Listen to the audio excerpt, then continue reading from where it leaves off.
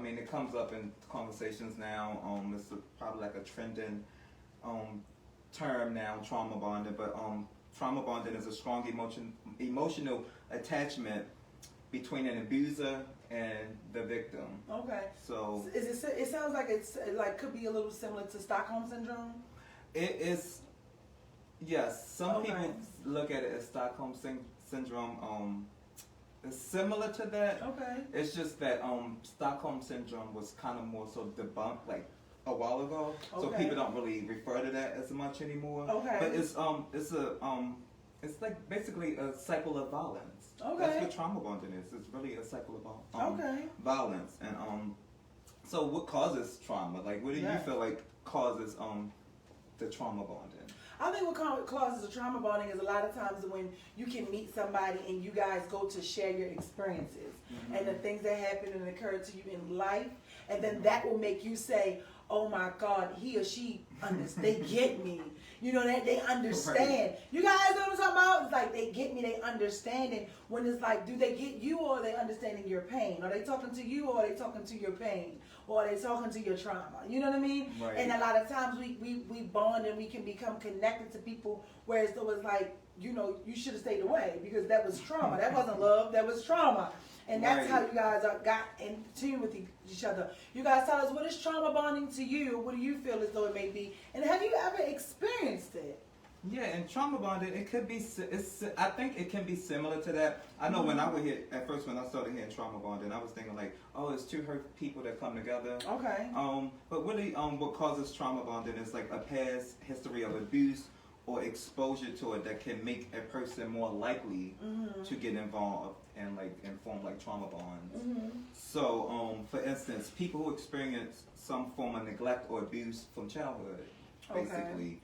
And they may normalize it because it's familiar to them. So when you are in a relationship with someone who's behaving like this way and just abusing you or neglecting you or devaluing you and all that stuff, it seems normal to you. So you're familiar with it. Right. It's like it's normal for you. It's like the chaos is just really normal. It's familiar chaos. It's like being addicted to dysfunction. Yes, it's really much like that. You know, like and some unhealthy patterns is inconsistent. We know a lot of people. Come on, one of them. What is it? A pattern. He said one of them is being inconsistent. I know a couple trauma. That's a trauma bonding person. Invalidation. And then we know a couple people that could be invalidation. Devaluation. Yeah, all of that. You know, and equating abuse with what someone would call love. You know. Yeah. So it seemed like love to you because it's familiar. It's that familiar chaos that you experience from your family, basically your childhood. In the Miss Shalee movie, came out a few years ago, she was saying that her it's how the movie opened up because her relationship with Dr. Dre, it opens up with her neighbor beating like the guy. Was she younger? Woman. I can't even remember that. Yes, she was like 8, and then she was walking down the street with her aunt, and then they stopped, and then like she was like, Ansley, like, what are they doing or whatever? And then she was like, if a man ever does that to you, then he loves you. Oh, that's what her mother told her? Oh, yeah. That's what her aunt told her. And then you saw that she went on to go and be with Dr. Dre and then Suge Knight. So then, she put her hands on her. So then, that does go to, like you say, it goes to what we see and different things that we perceive. Because some people do believe that they don't love you unless they beat you. Wait. Yeah, and then it goes back to last week to what you said what I said about spanking children. Oh, absolutely, yeah. Producer be paying attention. Absolutely, So that's why I am definitely against spankings because I feel like it sends a mixed signal to your child. It's like, you know, I'm going to inflict physical pain on you, and then I'm going to tell you I love you later on. Yeah. So a lot of times people can end up being an abuser or being a victim in those relationships. You know, in the violent relationship, and it definitely ties into attachment style. Like trauma bonding reflects an attachment style. Can you tell us about all the attachment styles again? So that's the main 3 attachment styles: secure, avoidant, and anxious. Okay. So if you're experiencing trauma bonding, you either have an avoidant attachment style or an anxious attachment style. Okay. Yeah. You guys catch that? We here to share the knowledge. Lauren, she said they get addicted to the euphoric feeling and adrenaline rush from the trauma. And Lauren, we talked about that a little bit last week when everybody was like, "What is trauma bonding? What is trauma bonding?" And I remember I said, once upon a time, I used to love. Remember, I was like, it was like you get a rush like. That person that sets your soul on fire, but you're not supposed to do it. I know you're not no good for me, but I'm gonna keep calling you anyway, or hanging out with you. Jasmine Sullivan said it best when she said, even though he don't treat me right, you understand? Mm-hmm. And it's just like, I know he don't treat me right, but he got the perfect body. Right. And the thing is, when you say even you keep calling them, and sometimes they probably don't take your call. Mm-hmm. So when they do pick up your call, that's just the reinforcement and that's your reward. But so I'm gonna get to that a little later though. But it's some, girls is like that. Like I have a friend, and it was at the time I was talking to this one girl, like she was saying, no, you gotta make her want you. Like ignore her text all day, and then you don't respond until late in the afternoon. And then I'm like, what? And she was like, yes, like that's how I am. That's love bombing. I said. Yeah.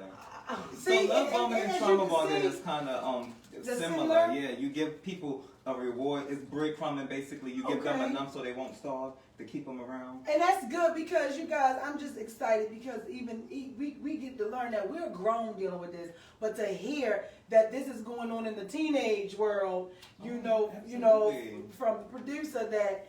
Why is this little 16, 17-year-old little girl? 16. It started in childhood. Feeling like. You gotta want me. I gotta ignore you. Like, that's a problem. That's a problem. It started in childhood. Most people attachment style is formed by the age of 3.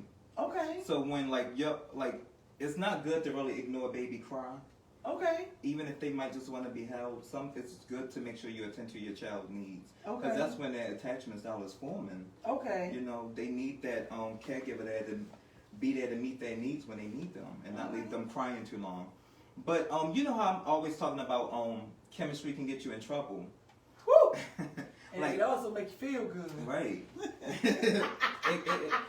It can make you feel good. Right. But I'm always Coach, about. Hold on, y'all. Commercial. Coach, don't be trying to. I'm single as a Pringle. Oh no, it's good. I'm just saying because he having his shady moments. Yeah, but you don't. No, Coach. no, it wasn't a shady moment at all.